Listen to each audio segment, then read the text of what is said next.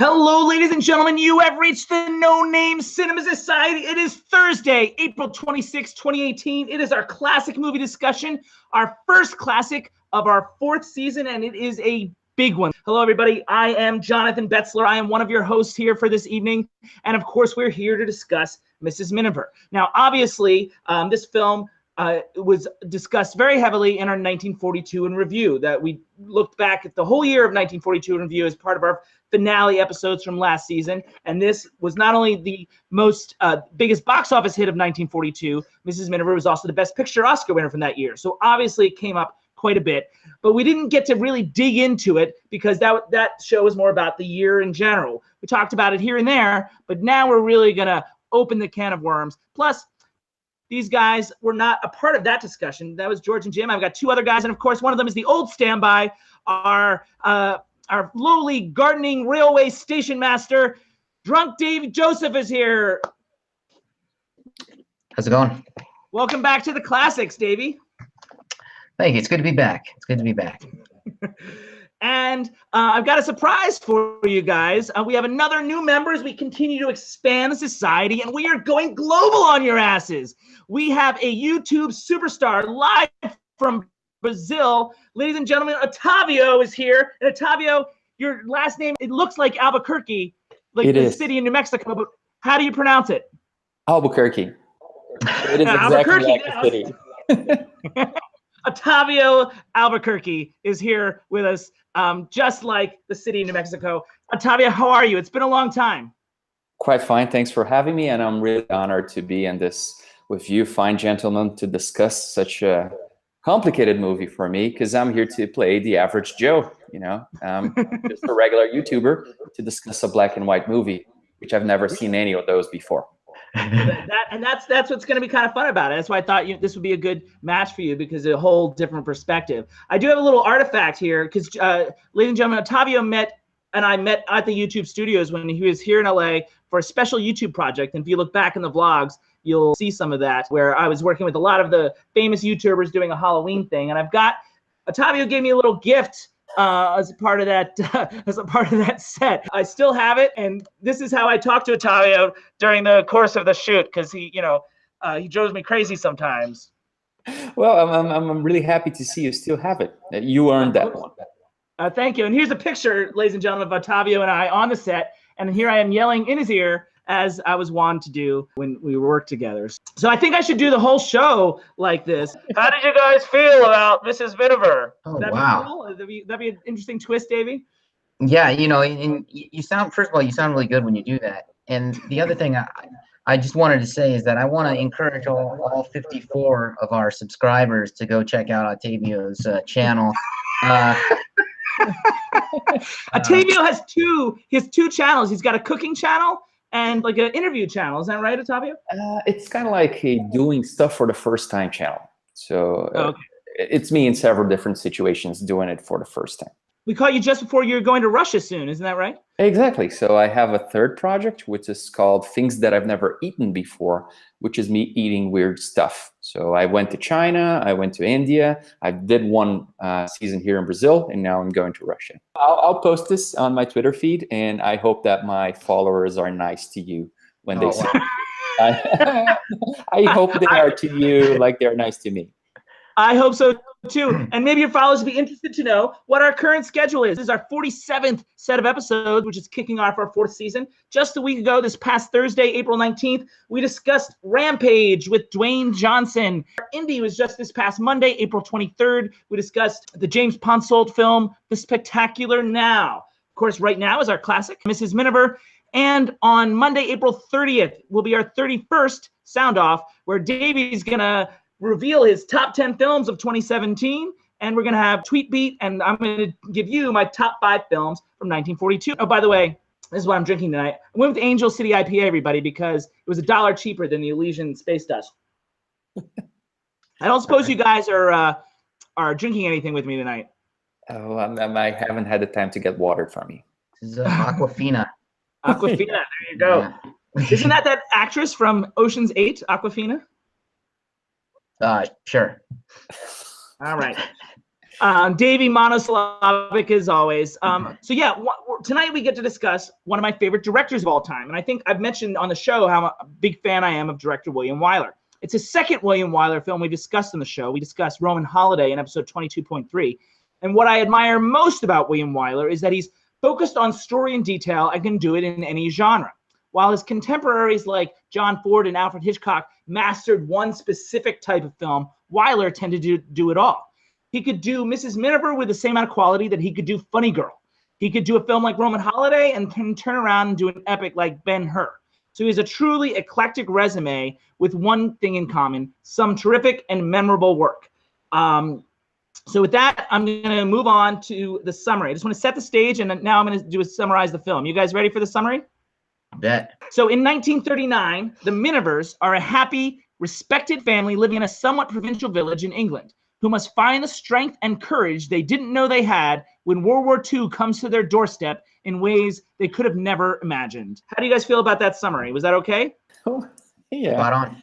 Accurate. That's a good start as far as summaries are concerned. All right, so that summarizes the plot, in a nutshell. So now we're going to do opening thoughts. So just a sentence or two to describe how you felt about the film. So we'll start with Davey so we can show Ottavio how it's done. Opening thoughts, Davey. Yeah, I think perhaps the most overrated movie I've ever seen. Okay, so one sentence, you heard it there first. Ottavio has never seen a black and white movie, never seen a 40s movie. Ottavio, one sentence or two to tell me what you thought. A very interesting propaganda piece. That's a big word that's going to come into play. Yes, that came up into play in our 1942 discussion as well. That's probably the buzzword of both this film and the year 1942 in general.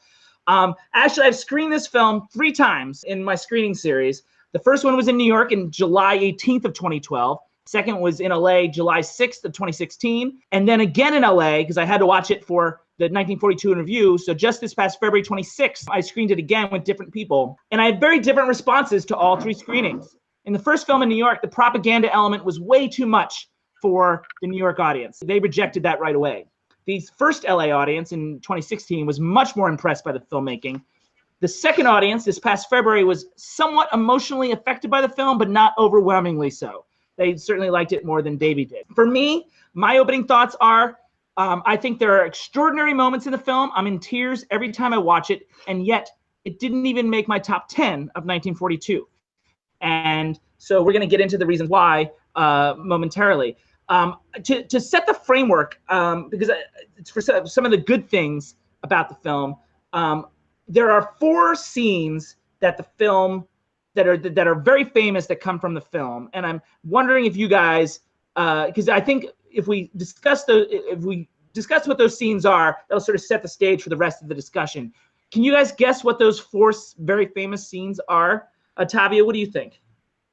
Famous scenes, I guess. Maybe the old lady giving the prize to the ballard. Flower show is one of those scenes. Yes, good guess. David, you have other guess? I would think that the plane crash.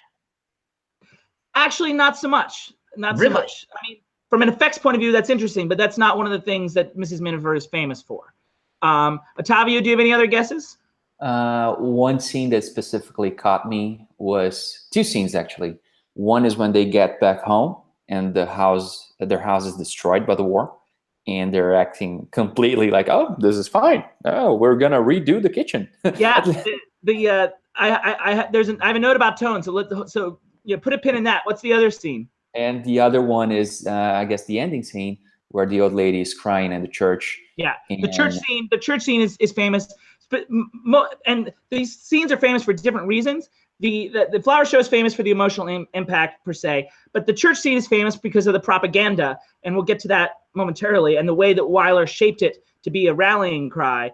The other scenes that are famous along the same lines are the scene with the German soldier, which features possibly what might be the second most famous slap in movie history, right behind Sidney Poitier slapping a white man in the heat of the night. And then also the bunker scene is sort of famous in how that's staged and dealt with. And that's famous for its filmmaking and its use of sound. So those are the 4 scenes that the film is most famous for. But I appreciate, Davey, that you like the plane crashing. The thing that I think is strongest about the film is what I sort of set up before, and that's William Wyler's direction. I think that the things that he brings to the table elevate the film, at least from a filmmaking point of view, in terms of style. His framing is really strong. His use of foreground, particularly in that bunker scene and the German soldier scene, is playing with foreground, background.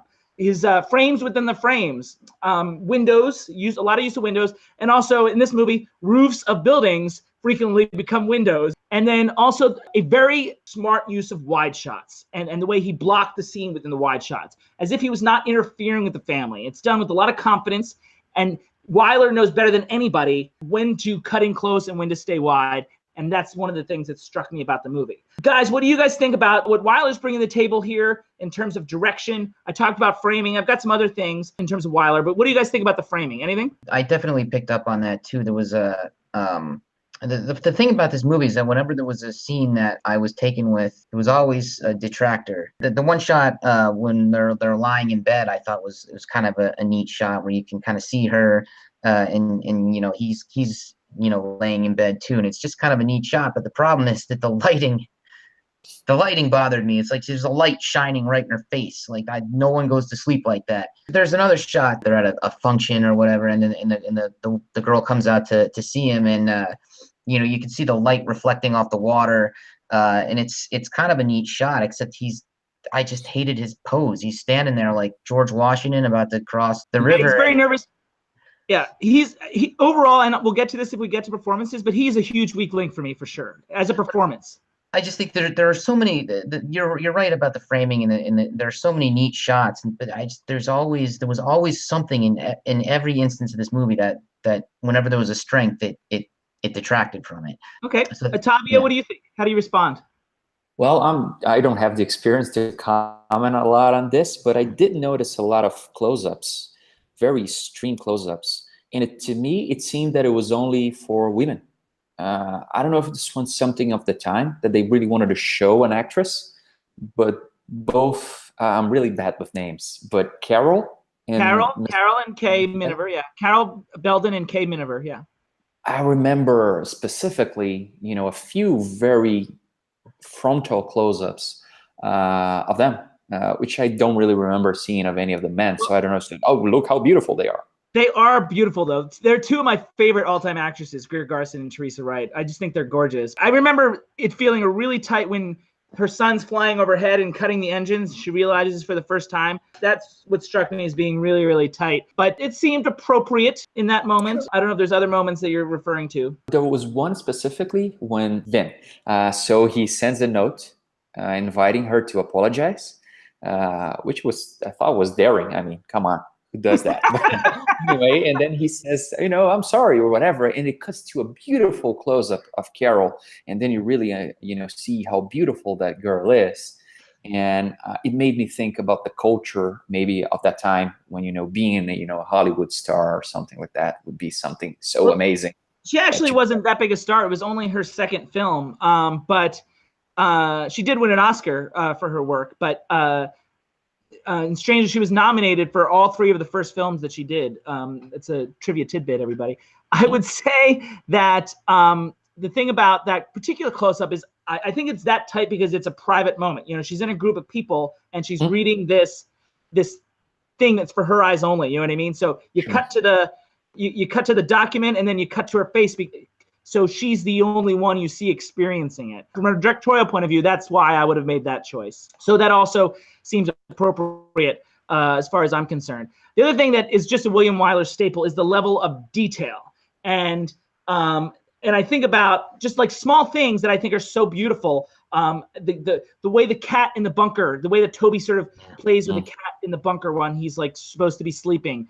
The way that when they do come in and are very casual about how their house has been blown in, he sort of kicks the brick into the pile and Toby starts like giggling. When Vin spins Toby around the plane before he runs off to the Air Force, all these elements continue to make the family feel very real to me and identifiable to all Allied families. And I'm very specific to say all Allied families, because I don't think it was meant to necessarily represent a British family. I think it was supposed to represent a family on the right side of freedom, if you will. So about that level of detail, does that spark anything for you guys? You're right, and maybe a bit much as we're kind of getting backstory of the family in the beginning with the, with the hat and the car and the, I get it. I was going to get to this when we talk about writing, but I agree that segment, I like the idea of it, but it does go on a little too long. It's all very well done. It's just overlong.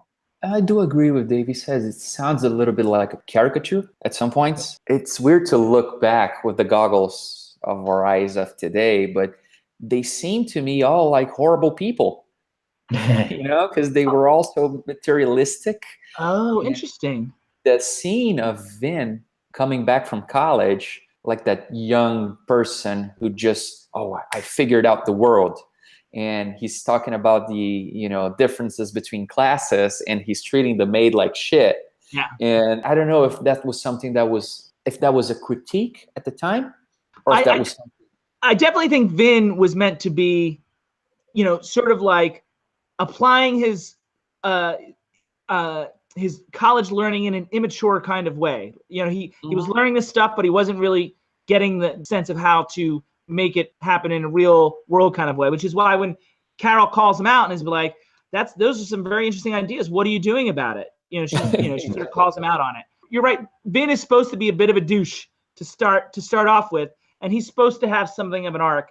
I just don't know the actor Richard Ney was able to finish that arc. It's rare to see a bad performance in a William Wyler film. He's actually directed more Oscar-winning performances than any other director in history. Another trivia tidbit. If I can just add one comment, which I really liked, and this is something, I don't know if it's just me, but I really like the beginning of the movie, because I'm really fascinated about old families in movies and how everything seems cozy and comfortable. So they have the problem of buying the new car, they have the problem of buying the new hat or whatever, but they're all, having dinner at the table at the end of it, and everyone seems, close, and everything seems okay.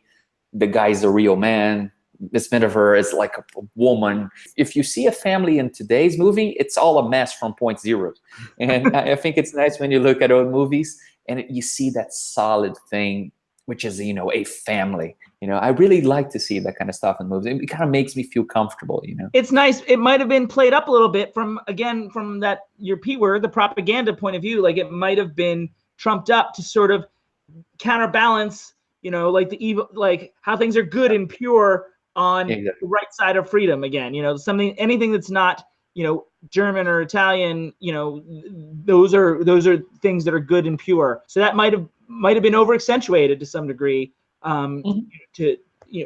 because of the political turmoil at the time. Because the other thing you have to realize, and we'll get into this, is when this film was started shooting, majority of Americans were not interested in getting involved in World War II.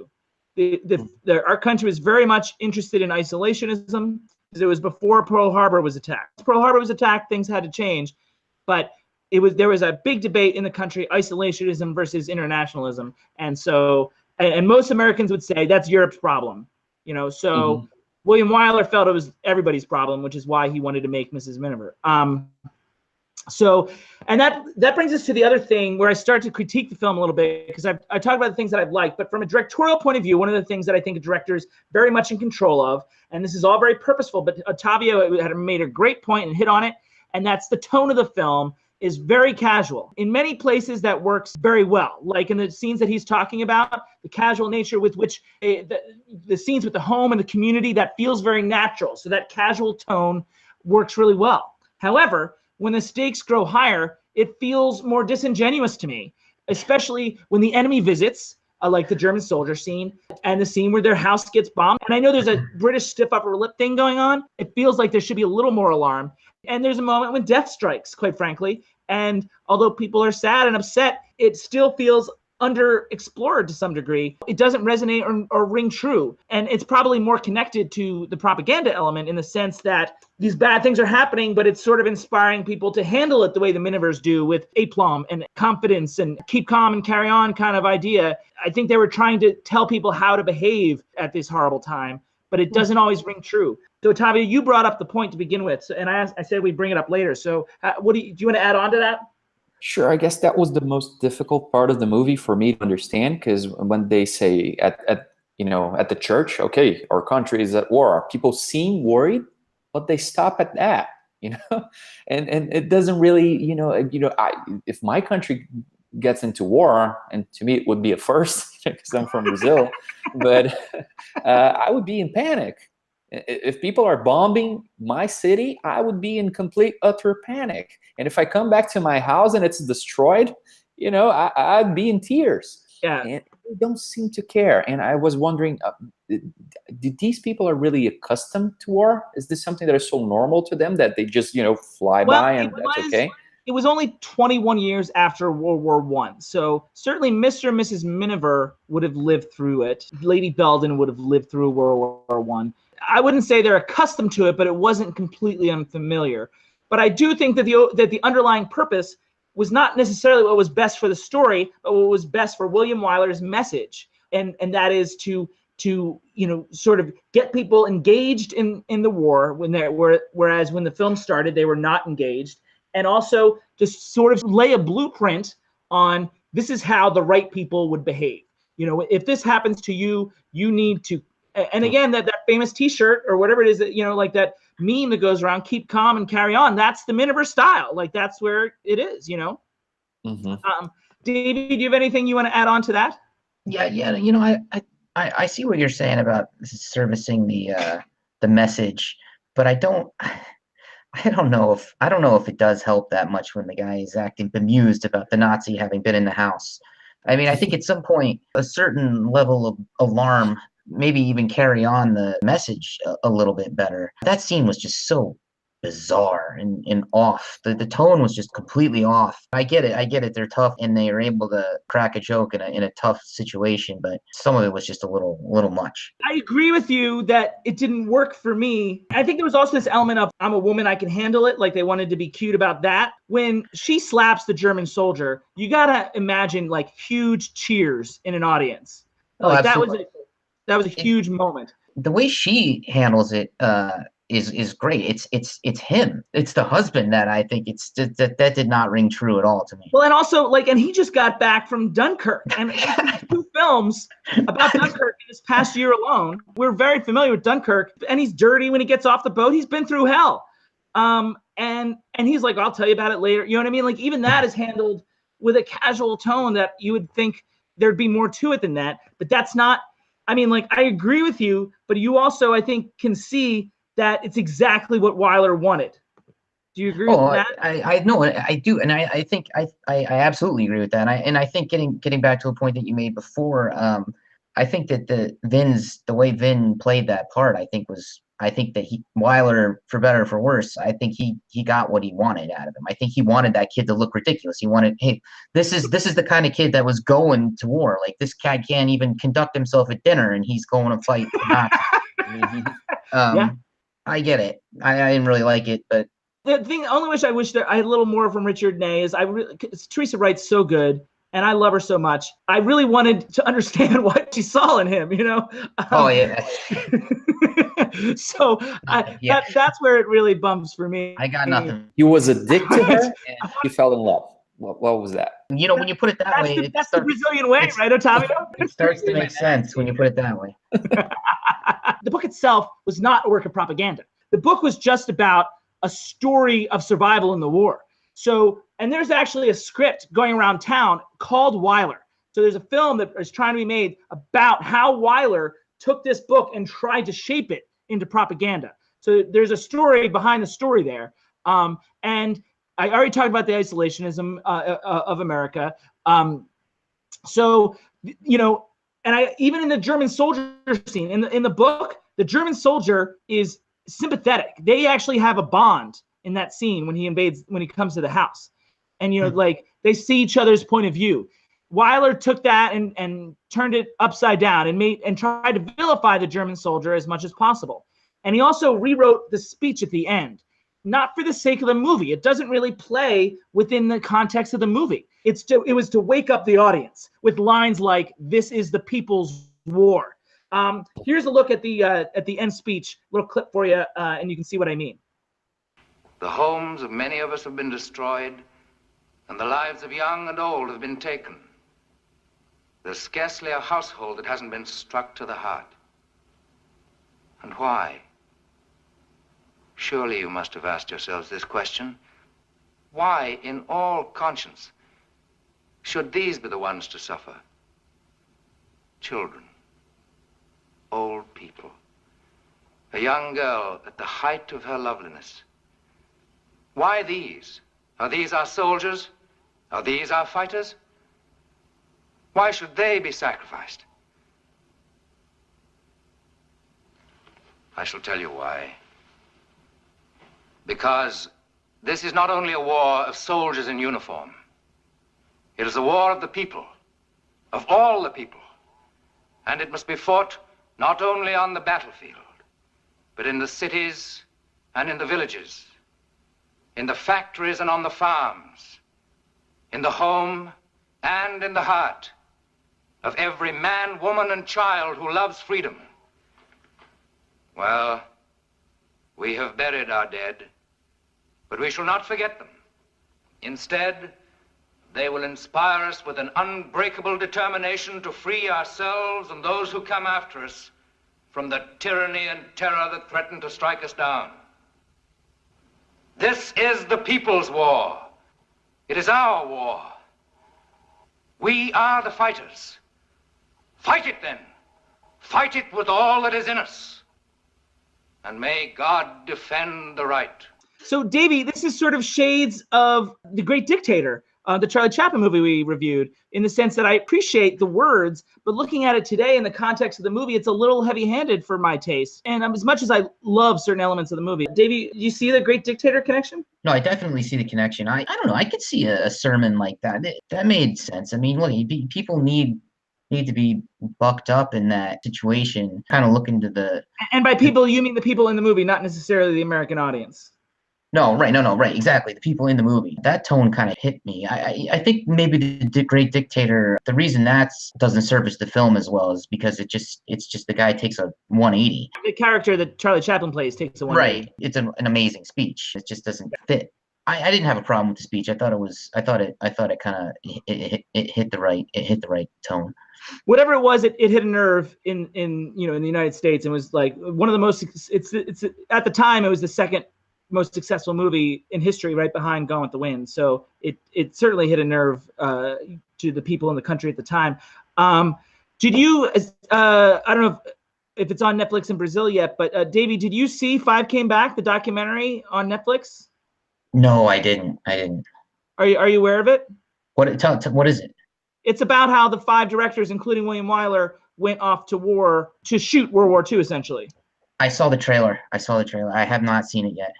Mrs. Miniver plays heavily into that documentary. Yeah. It has that makes Spielberg sense. and Guillermo del Toro, and Spielberg talks a lot about Mrs. Miniver, for what it's worth. Do you have Netflix? We do. But I haven't heard of that series. I just Googled it, and it seems very interesting. Maybe a quick overview of our performances instead of getting to each one. We already talked about how Richard Ney was bad. I talked about how I thought Dame Mae Whitty was fabulous. The rest of them, and William Wyler consistently has good performances in his films. I would say that the rest of the performances are all very, very good, but not necessarily noteworthy. Greer Garson won Best Actress. Teresa Wright won Best Supporting Actress. 2 Oscar-winning performances in here. I thought they were good, but not great. Personally, Greer Garson should have been nominated for another movie she did in 1942 called Random Harvest. Teresa Wright should have won. She was nominated for Best Supporting Actress and Best Actress. She was nominated for Best Actress for Pride of the Yankees. She should have won that. She should have beat Greer Garson. They were better in other films. I thought the performances were okay, but not fabulous. Not necessarily like special. They fit within Wyler's world, but I didn't think that they were Oscar worthy, to put it that way. How do you guys feel about that? Greer Garson, I think, is the 2 poles. I think in some scenes she's not good at all, and in other scenes she's fantastic. The scene where the woman goes to look for the hat, and she's just making faces like, I get it. You want to, you're excited about the fact that she's looking for the hat. That was a bit much, but I thought that the scene where she slaps the soldier and she's able to stay in that scene while this guy is just awful. I mean, I think sometimes acting that well in the presence of such a horrible performance across from her. I thought she was really good. It goes back to what I said before about the kid. I think that Wyler got exactly, like it, don't like it. I think he did what ended up on the screen is exactly what he wanted. I don't know how many more movies you want to watch from 1942, Davey, but Random Harvest, I wouldn't call Random Harvest a better movie, but Greer Garson is outstanding in Random Harvest. Okay. Tavia, what do you think about performances? Agree with me? Agree with him? Where are you at? I think that the women in the movie are the ones who really shine. I couldn't care too much for Clem or for Vin. I think the kids did a better performance than them at some points, but I was really surprised with Dame May. Dame May, what do you think? Yeah. Lady Bellum. I mean, there's something about seeing old people crying that cracks my heart. So it seems that every scene that she wasn't being an asshole, she was being very emotional, and it really touched me. So I love that scene right after the flower show where everyone's like, "You were wonderful," and she's like, "Yes, I was wonderful." Like that smart ass Belle in her heart is melting a little bit, but that smart ass is tough bitch is still there, and I really like that moment. And the cat nailed it. The cat was great. Cat was great. And the only other thing I wanted to say about writing is, obviously we talked about the heavy-handedness, and Wyler, that was under the direction section because Wyler was constantly shaping this script to be a message movie. But I also the episodic structure of it didn't work for me. I felt like the movie has some great moments that I talked about. I cry every time at the flower show, what happens to Carol, but constantly loses momentum for me, this movie. That's a big bump for me, is I feel like the episodic structure in the screenplay does not work. Before we close up, do you guys have anything to say about that? There's pacing issues in this film. There's no question. Is it an editing thing, or do you think it's because of the episodic structure? It's funny because I hadn't thought of it that way, but you're right. The first episode is way too long. I like the idea. I like the idea of the first episode, but they really milk it. Or if they maybe put some kind of more of a middle class problem in there, so an actual problem, not all these cars and hats. And then there is a lull again later, and you're like, okay, we know the war's coming. How about we get to the war? So yeah. Davey wants action, everybody. He wants blow some shit up. But the airplane scene, amazing scene. Well, in terms of writing, I was really surprised when I finally understood what was going to happen, when they said, "Oh, we're going to war," and then there's the Dunkirk issue, and Clem goes out to Dunkirk. I said, "Okay, so this is where this movie is going," and I said, "This is gonna be really cool," and then it just sucks. Because in about a week, Clem comes back, and then dirty. And Vin comes back as well. So everyone's home in like a week or two after the war, and it's the conflict is resolved so quickly, and so without it happens outside the camera, so you don't really understand what happens. So it felt like an anticlimax. That's a screenplay thing too. It's a perspective thing, because for the most part, the movie is Mrs. Miniver. We're with Mrs. Miniver. We're with the women, and then they take us off a little bit with Clem, but not the whole way.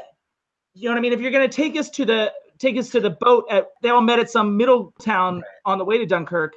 It began with an R. I can't remember the name of it. But if you're going to do that, then you might as well take us all the way to Dunkirk. You know what I mean? Because we're with Mrs. Miniver, then if we're going to follow Clem a little bit, we should follow him everywhere. It was weird to a little bit more exposition. Then if you're not going to show us, well, maybe mention the miracle that occurred. Might be worth. Instead of just saying, I'm glad I don't have to tell you about it. Yeah. Right. And it was so condescending that he said, "Well, that's what men are for. That's what we get." In fairness, they were setting up the turnabout. That was sort of setting him up to play the fool for that. To play devil's advocate with myself, you could also have the thought process, if you're a writer or director in that time, that everyone knows what happens at Dunkirk and it was painful, and maybe you just sort of hint at it. Two things as a writer. I'm not one. Maybe this is why. Two things. One, I don't know that the audience did know exactly what happened. And two, it would have been real tempting to me in writing it to have the greatest game of "Can you top this?" The conversation that they could have had when he got home. He's like, "Yeah, well, we just evacuated the whole army from." He said, "Yeah, well, there was a Nazi in the house here, and I slapped him in the face." That could have been pretty cool. We're gonna jump ahead to talk about Davey's favorite, the T word, themes. The obvious theme about the film we've talked about several times is this concept of isolationism versus internationalism. I feel like the film was intended as a call to arms, and Pearl Harbor turned it into a rallying cry.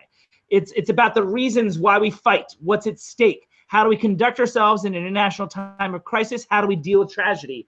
The one thing about the film, though, is it doesn't ask questions. Sometimes some people like to say that art should ask questions. This film makes statements. It provides what it thinks to be answers, and that's what's rough around the edges for certainly for modern audiences. And that New York audience, for example, is very uncomfortable with the preachiness of it. So in terms of that theme, I've got another one coming up. How do you guys feel? Do you disagree that that's one of the big themes? You hit it. For works of fiction, I think Nazis are the one thing that you don't really necessarily have to go into the shades of gray. It doesn't really bother me that it's so one-sided. Maybe that's just because of a lot of what I grew up with comic books and Captain America, and it doesn't need to be as complex as far as looking at both sides. I know, but they also didn't necessarily know. Again, in the book, the German soldier is a little more layered. And that's true. I mean, I think that maybe well, I mean, I guess that they're just basically letting people know. I mean, that's what that speech that the soldier gives in the kitchen is all about. Is to let everyone watching the movie in the theater in the United States know, like they killed 30,000 people in 2 hours. Like that, this is happening. This is crazy. It just seems odd in the film that he would go into that while he's sitting in her kitchen asking her for food. It's grandstanding to some degree. Yeah, he's like dying and like preaching at the same time. You're in no position here to preach. Also, perhaps the German accent would have been a good idea. Exactly. I was so confused at that point because is this like a German neighbor that they have? So weird. And neighbor lying on the ground. Yeah, maybe he was just drunk, too much schnapps. I don't know.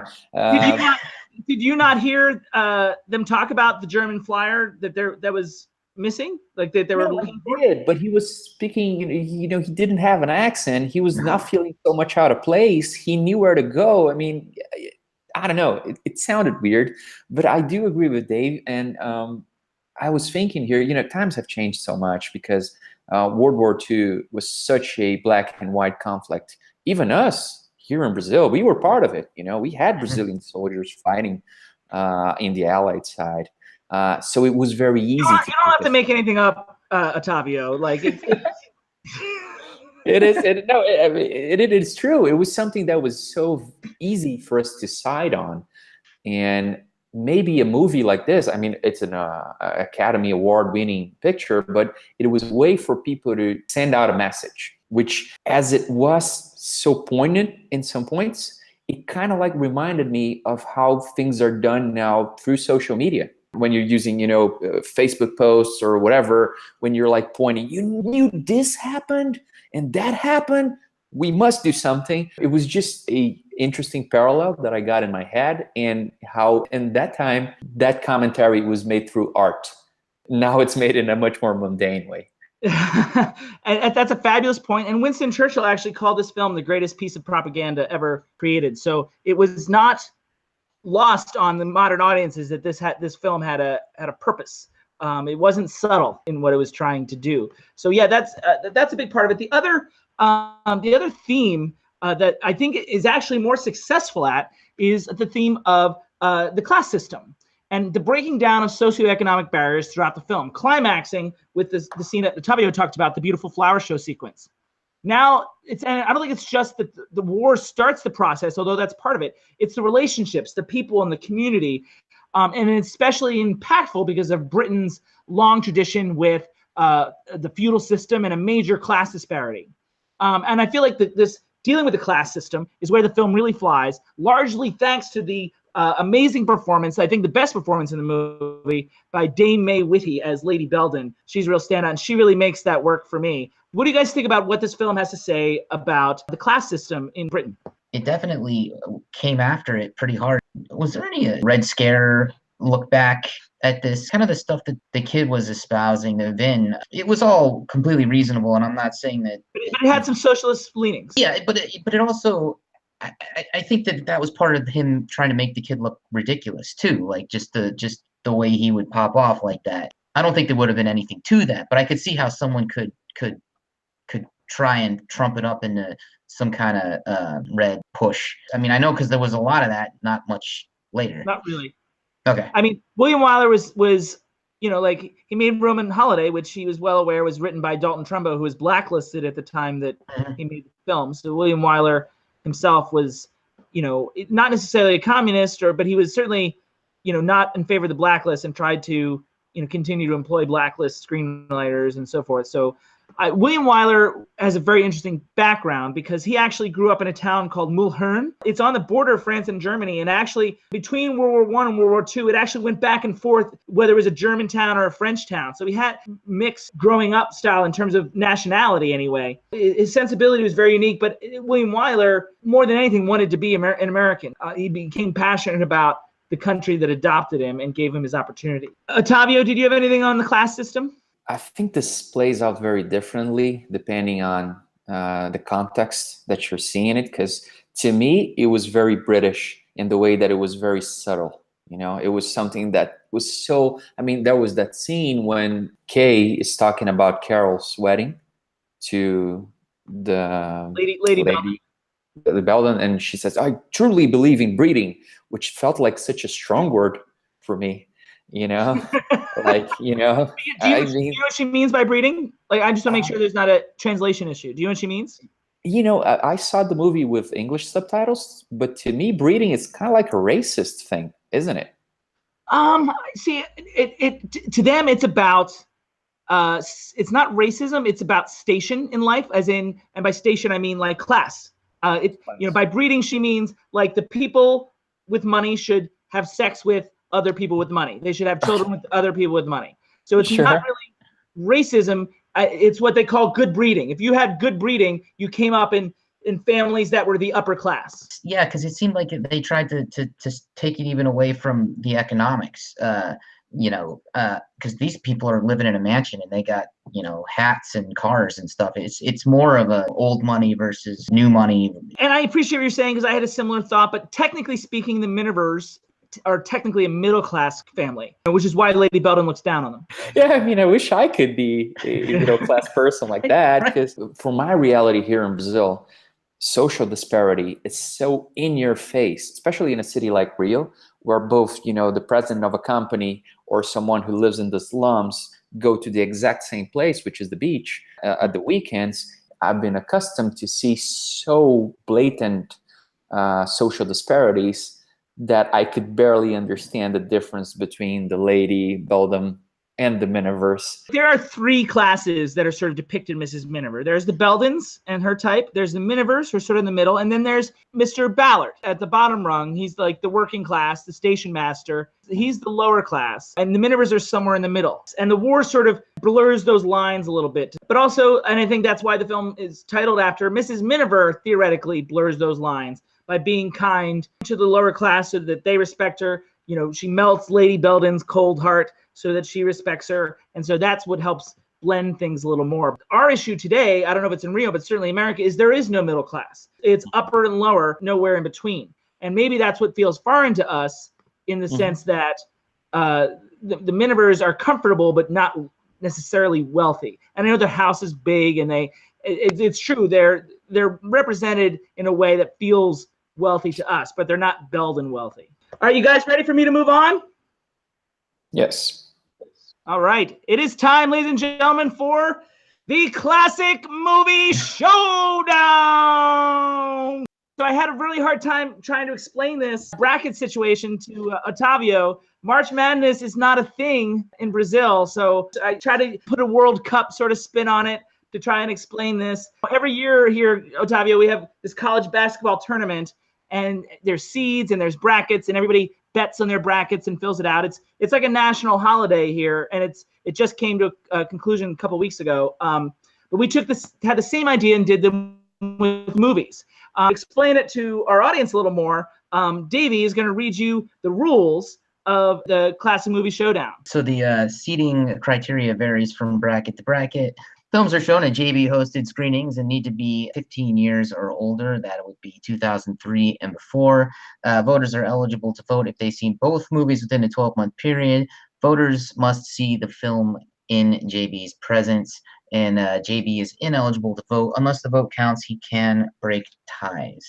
The thing to remember, Ottavio, is the vote has already been done at the screenings that I've already hosted. So the winner has been decided, but I always bring it up here and ask you guys to opine on what it's going to be. So, and I can, little information here, Mrs. Miniver has already, it's on several brackets. I've got brackets for all the decades, and I got brackets for Best Picture winners, Best Actor winners, and so forth and so on. On the Best Actress bracket, Mrs. Miniver has already been eliminated by Annie Hall. Annie Hall beat Mrs. Miniver in the Best Actress bracket, so Diane Keaton moved on, and Greer Garson's been eliminated there. However, tonight we're talking about the Supporting Actress bracket. Mrs. Miniver in the Best Supporting Actress bracket, Teresa Wright's performance, is a number 6 seed. So what that means, it goes up against a? Goes up against an 11. 11 seed. 11 like seed. Lula this year in Syracuse.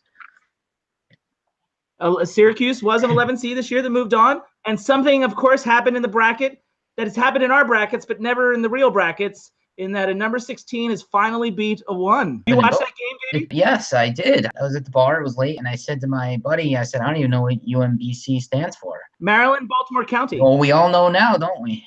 Yeah. Sorry, Ottavio, we're having an American moment here when something historic happened sports-wise for us, and Davey and I haven't talked about it yet. So a number 6 seed goes up against 11 seed, and for the Supporting Actress bracket, the 11 seed is from a movie that we reviewed in episode 17.3. It is Mrs. Miniver versus Shampoo, which won Best Supporting Actress for Lee Grant. That's the matchup. Ottavio, I don't suppose you have ever seen Shampoo. No, I'm Googling it right now, and it's a little hard because it's such a common name. It's a Warren Beatty film from 1975, directed by Hal Ashby. And Lee Grant won Best Supporting Actress for it in 1975. Davey, you remember reviewing the show. That was a couple years ago now. I do remember. Part of our 2015 season, so it's been a while. But, Davey, what would you have voted for if you were eligible for the vote? You know, it's tough. There's no question in my mind that I like Shampoo better. I don't think I could say that it is better. I just don't think I could do that. So I probably would have voted for Mrs. Miniver. We didn't talk about Teresa Wright's performance. Do you have anything specific to say about that? She was fantastic. She was fantastic. I get that her actions don't make a whole lot of sense, but she was good. She was really good. I can see how she could get nominated, sure. And of course, she did win. I didn't see any of the other movies in 1942 like you have. Did you watch our 1942 in review, you bastard? Of course I did. Did you really? The day you posted it. Oh, wow. That's super. Oh, he's lying. Thanks, Ottavio. Well, it's one of our proudest moments in the history of this channel. So it's actually quite. I'm very proud of how the show turned out. You should be, and I did watch it, by the way. Oh, okay. Thank you. Well, good. Yeah, no, I think it turned out really well. And then you can know that I love Teresa Wright. Love Teresa Wright. I don't necessarily think this is the performance she should have won an Oscar for. She was also nominated this year for Pride of the Yankees in the Best Actress category, and she should have won there. Also, 4 years later, she works with William Wyler again, The Best Years of Our Lives. She's amazing in that as well. An all-time favorite actress, but I wouldn't have necessarily voted for her in this category. But that's beside the point. All right, guys, so I'm going to reveal the winner now. Davey voted for Mrs. Miniver, and let's see what the audience voted for. And this is the LA audience in 2016 that had this vote. I'm going to vote for Shampoo. Just to go against Davey. Oh, you just want to go against Davey? I like that line of thinking. I like that line of thinking. That does make a lot of sense. I'll give you that. So the winner, according to this LA audience for 2016, was Mrs. Miniver does win. The 6th seed moves on to the second round in the Best Supporting Actress bracket. Davey, any reactions? No, I think there were probably a lot of people in my position as well. Like I said, Mrs. Miniver, I think, is just overrated in the sense that it's a good movie. It's not this fantastic film that Best Picture seems. I haven't seen the other films like you have, but it just seems like a stretch. It's not in any way a bad movie. I think that there were probably a lot of people that just couldn't bring themselves to pull the trigger on Shampoo. And I think the main thing about Shampoo is, if you really look at Lee Grant's performance in the context of that movie, it's kind of not as memorable as some of the other performances in the movie, at the very least. She's a really good actress. She was great in Detective Story in 1950, for example, Oscar nominee there. I just don't. It doesn't, and I think the audience was saying, like, Lee Grant, if Teresa Wright went up against a lot of different supporting actress winner, she could have lost, but to go against Lee Grant was an easier win because Lee Grant does not seem to make much of an impact to modern audiences in Shampoo. So when people vote in the brackets, this is not a question I should be asking 3 years after we started the show. Are they in a best actor category, or are they supposed to vote on the better film or the better performance? It's a great question. That gets asked every time, and I always answer. I leave that criteria up to the voter. I leave it up to them, and generally speaking, they will look at it performance versus performance. Like I'd say 75% of the time. And if you did that, I think Teresa Wright is an easy win here. Although I don't think either of them should have won in this particular category, as much as I respect both of them and am in love with Teresa Wright. And as far as the film's concerned, I like the film better than Shampoo as well, marginally. It didn't make my top 10 of 1942, and you guys will see that because on the next show, The Sound Off, George and I will be counting down our top 5 films from 1942 that we watched as part of that project that we did last year. It was a huge year. So, really. And Davey's going to have to see a couple more films from 1942 because they're coming up on the show over the course of 2018. Awesome. That helps. Yeah. There you go. Put the show in some perspective for me. There you go. There it is. All right, it's time for closing thoughts. Tavio, do you want to say anything to your friends in Portuguese? Well, I just must say that I really appreciated the experience, because if it wasn't for you guys, I would never see that movie and I would never have this conversation. I think that it's really important for us to look back in movies that we never thought about seeing and have an incentive on it. So like my channel, which is things that I've never did before, something that I understood that I want to do more now is to look back on film to see interesting stories or interesting situations, like the context in this movie was made, to understand how the art of cinema evolved. So I'm not the kind of person who watches a lot of older movies like you guys are saying that you did a whole list of 1942 movies. So I watched 65 films from 1942 for a project that we did on the show last year. Wow. So you see, it was a great discovery. I was really pleased to watch a movie like that, which I would never pick up at a rental store or at a Netflix, and it was really interesting. And that's the whole point of the screening series that I have at my house, and I have them in New York as well, is to sort of inspire, sort of looking back, because I think it's not only about cinema history, but I think we get a little glimpse into the world history as well. Just watch this film inspire you to watch something else from 1942 or something else with one of these actors or director? Yeah, I think that I would like to see more movies that have that kind of context. I'm not sure from 1942, but I really like to look back in time through the lenses of a movie. That was the experience that I really loved, and I would like to do it like from the 50s, the 60s, or whatever. I'm open to suggestions, actually. Well, to get suggestions, you can watch more of the show, quite frankly. That's clicks to subscribe. Yeah, there you go. Subscribe. You could be number 55. So I do want to point out, though, that there is a sequel to Mrs. Miniver, as you might expect for such a successful movie. There is a sequel. It's called The Miniver Story from 1949 or 50. And both Greer Garson and Walter Pidgeon come back. It's sort of like post-war Miniver stuff. That's a real thing. Davey, do you have any closing thoughts? I got to check out the sequel. All right, so guys, our next classic is probably not going to be till the end of May. So about 3 to 4 weeks from now will be our next classic. And even though we do have some 1942 films coming up, this next classic that we have to do takes a song from 1942 and uses it as its title.